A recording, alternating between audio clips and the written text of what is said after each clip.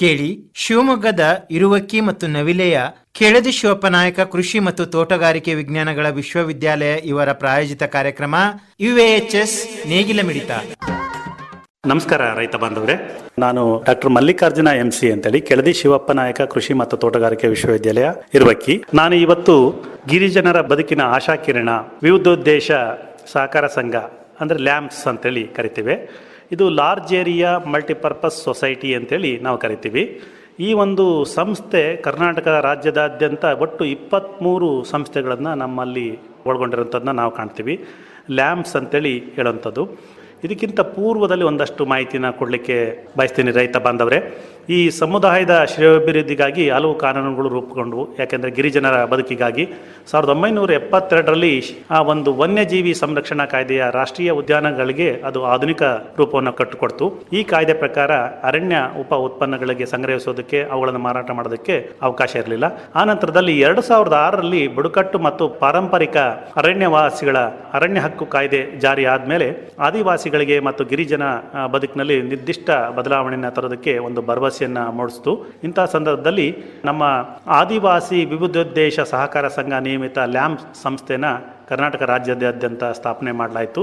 ಅದರಲ್ಲಿ ವಿಶೇಷವಾಗಿ ಕೊಪ್ಪದಲ್ಲಿರುವಂಥ ಒಂದು ವಿವಿಧೋದ್ದೇಶ ಸಹಕಾರ ಸಂಘದ ಒಂದು ಚಟುವಟಿಕೆ ಕುರಿತಂತೆ ತಮಗೆ ತಿಳಿಸ್ಕೊಡೋದಕ್ಕೆ ಬಯಸ್ತೀನಿ ರೈತ ಬಾಂಧವರೇ.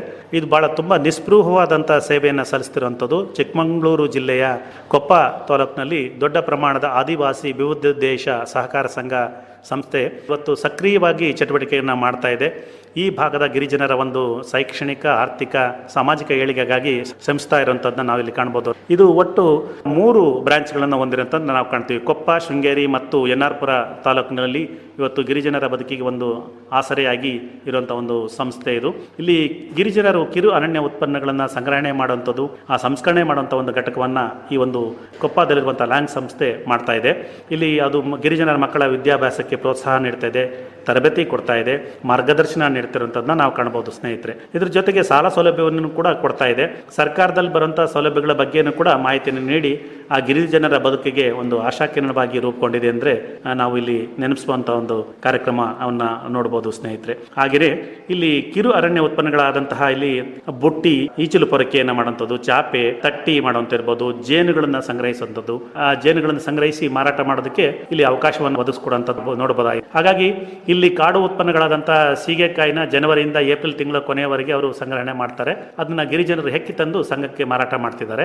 ಅದ್ರ ಜೊತೆಗೆ ಇದನ್ನ ಜನವರಿಯಿಂದ ಏಪ್ರಿಲ್ ತಿಂಗಳವರೆಗೆ ಅಂಟುವಾಳವನ್ನ ತಂದು ಕೊಡ್ತಾರೆ. ಹಾಗೆ ಮುರುಗನ ಹುಳಿ ಜೂನ್ ತಿಂಗಳಿಂದ ಸೆಪ್ಟೆಂಬರ್ ತಿಂಗಳವರೆಗೆ ಸಂಗ್ರಹಿಸಿ ಕೊಡ್ತಾರೆ. ಇದ್ರ ಜೊತೆಗೆ ಕಾಡು ಉತ್ಪನ್ನವಾದಂಥ ದಾಲ್ಚಿನ್ನಿ ಮರದಲ್ಲಿ ದಾಲ್ಚಿನ್ನಿ ಎಲೆಗಳನ್ನು ಹೆಕ್ಕೊಂಬಂದು ಅವರು ಇಲ್ಲಿ ಮಾರ್ತಾ ಹೋಗ್ತಿದ್ದಾರೆ. ಅಲ್ಲಿ ಇವರು ಅರಣ್ಯ ಕಾಯ್ದೆ ಪ್ರಕಾರ 50% ಮಾತ್ರ ಎಲೆಯನ್ನು ಸಂಗ್ರಹಿಸಿಕೊಡ್ಬೇಕು ಅಂತೇಳಿ ತಿಳಿಸಿರೋದ್ರಿಂದ ಆ ರೀತಿಯಾಗಿ ಗಿರಿಜನರು ಇಲ್ಲಿ ತಂದು ಕೊಡ್ತಿದ್ದಾರೆ.